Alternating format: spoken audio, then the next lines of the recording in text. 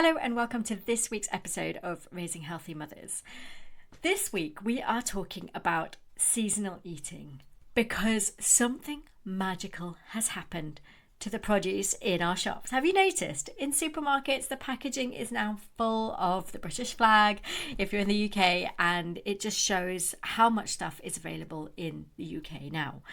We are well and truly out of the hungry gap, and that's the funny bit between kind of winter and summer where there's not actually a lot of British stuff being produced because all the winter veg is done and the summer harvest is not yet ready, and there's not a lot in the middle that can come out of it. And that means that right now, whenever you buy things, look out for that British flag, look out for signs that say that this has been grown locally. Of course, if you get your produce from farmers markets or from a greengrocer, you can always talk to the stall owner or the shopkeeper. The excitement of seasonal eating for me starts when the first asparagus appear in April. My granddad always used to say that the best asparagus appear on my auntie's birthday, and that's towards the end of April, and end on his birthday, which is the start of June. So we always had this amazing season where we had this glut of asparagus that he grew himself.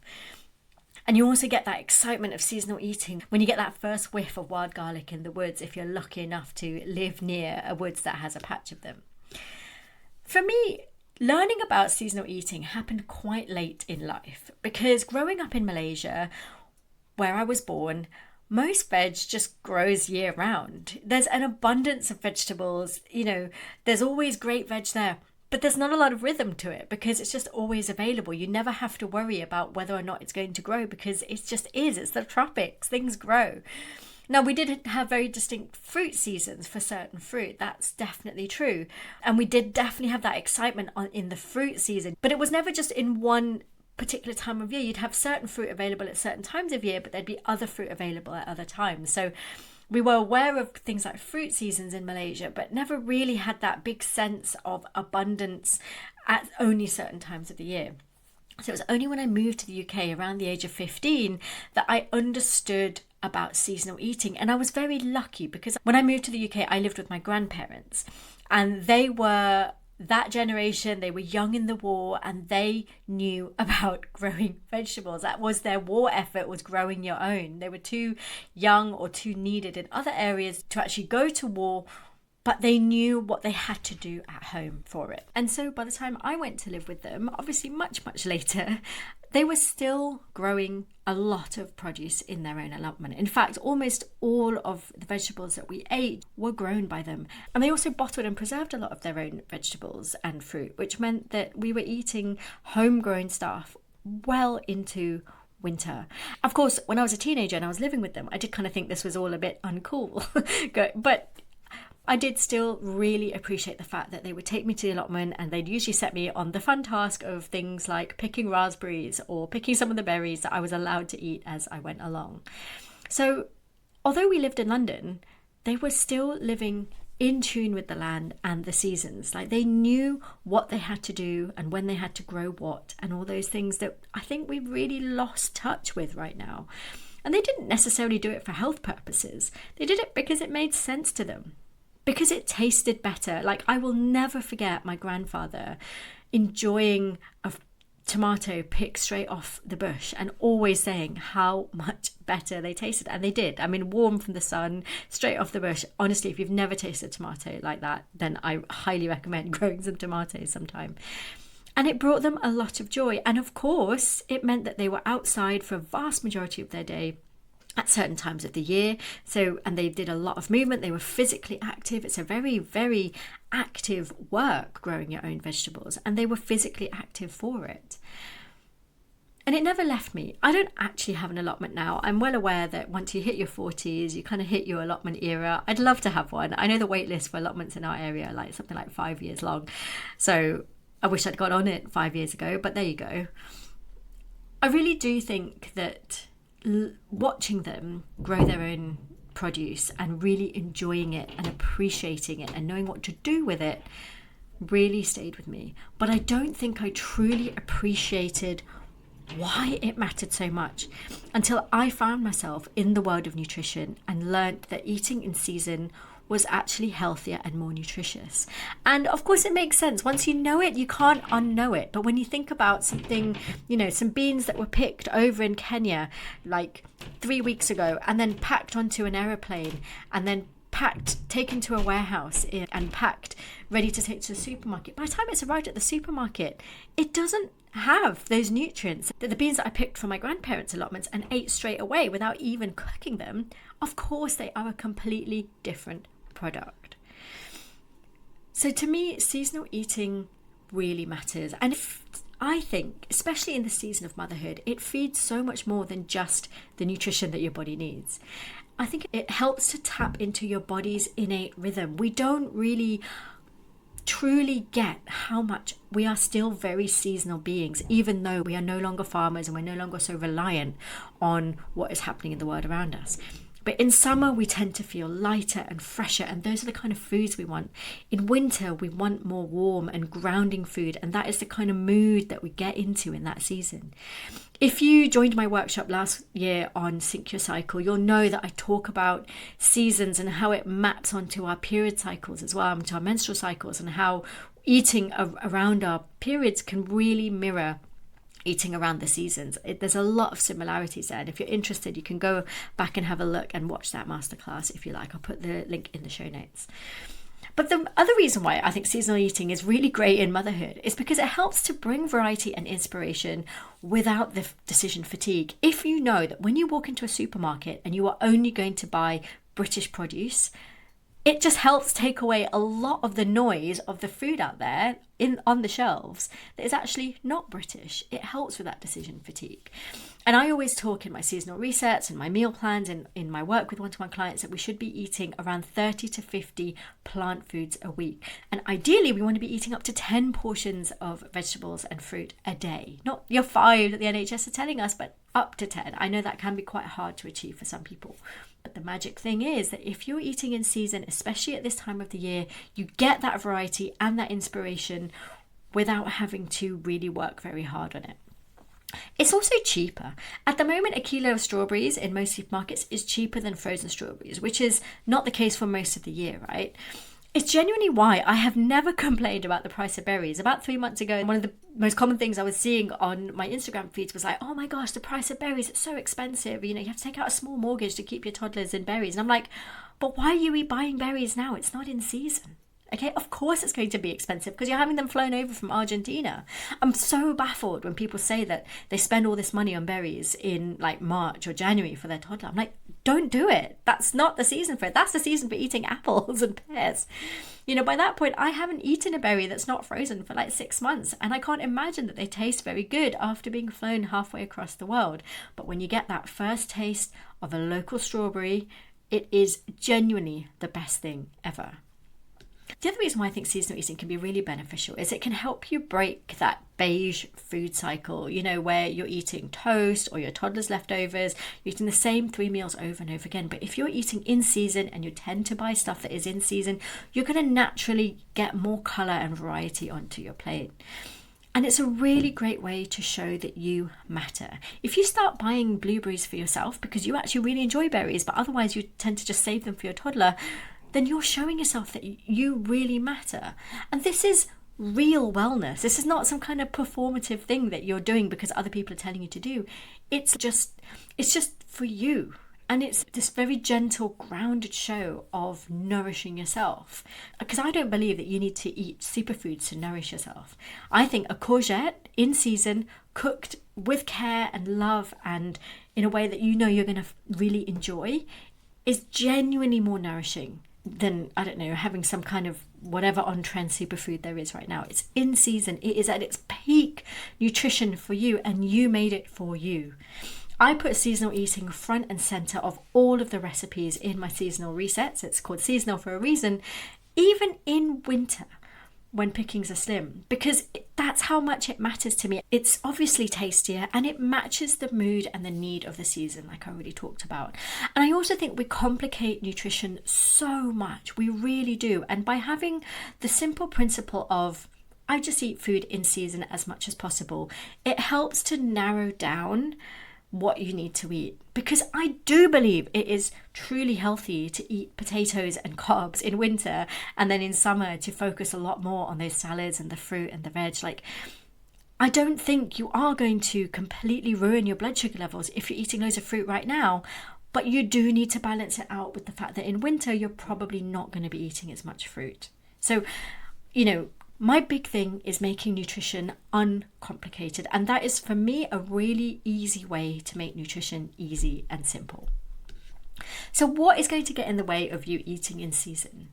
Maybe you think, well, I don't know what's in season right now. Maybe you think, oh, I don't want to have to add another thing to my to-do list. I don't want to have to go and look up what's in season.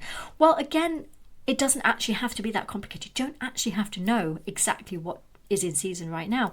You just need to look for the label in the shops. Like, if you're in a supermarket and it says British, then it's in season because it's grown locally. Now, that is very simplistic, and I know there are exceptions to the rule and there are some things that you need to be aware of, but for this purpose, right now, when I'm recording this in June, that's all you need to know. Just know that when you go into the shop and you see something that is British, it's in season.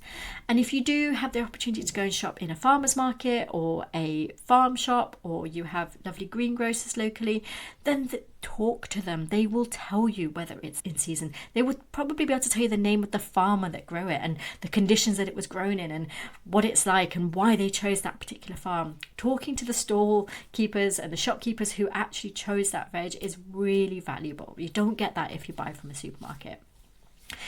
You don't need to completely overhaul your meals. If you're thinking, oh my gosh, if I'm eating in season, then I'm going to have to cook completely different food. I don't think you need to do that. I think you just need to try one new veg every single week if you can, and just swap it out. So where you might use green beans often, which usually, even though it's green bean season in the UK right now, green beans often come from Kenya, which absolutely drives me mad. But anyway, swap those for runner beans, which often are from the UK, or broad beans, which are brilliantly in season right now and one of my favourites. And yes, your kids might resist, but I do think it's a really important way to model presence, because you're being present with the seasons, and growth, that you are learning too, you're trying something new too. And I do think eating in season helps to teach your children patience and share that excitement of, oh my goodness, strawberries are in season again, yay, we can eat them, and we'll eat them every single week. And then of course when the season's over, they are going to be disappointed, and you can talk to them about the fact that, well, they're not here anymore, but look what we have instead, look what we have to look forward to. Honestly, it's why tomatoes and strawberries taste so much better right now than they did 6 months ago. And I absolutely love sharing that excitement with them. And honestly, when we get a veg box, it is the highlight of our day to unpack it today and go, oh, look, this is now in season. I'm so excited. This is what I'm going to cook with it. And this is what I'm going to do with it. Will they eat it? Nah, probably not. But that doesn't matter, because they've shared in the excitement. And one day they will. One day they will try it. Remember, when you are exposing your children to food, even if it's in touching and smelling and talking about it and describing what you're going to do with it, that is as important. In fact, I'd say it's almost more important than putting it on their plate. Why? Because you are exposing it to them in a non-pressured way. Because when you put it on their plate and you expect them to eat it and they don't want to, that is pressure. When you are opening your veg box and you're excited about the vegetables for yourself, they are going to pick up on it and they will touch it, they will smell it, and they might even take a bite. And you would be completely blown away. I remember I was, when my super fussy eater took a massive bite out of a piece of chard, and I was like, whoa, that's going to taste a bit strange. And of course it did, and he didn't like it, but that doesn't matter, because he tried it, and he would never have tried it if I had cooked it and put it on his plate later that day. You might be thinking, oh my gosh, I don't have time. This is just going to make things really hard for me if I have to think about eating in season, as well as trying to plan my meals and doing all this and that.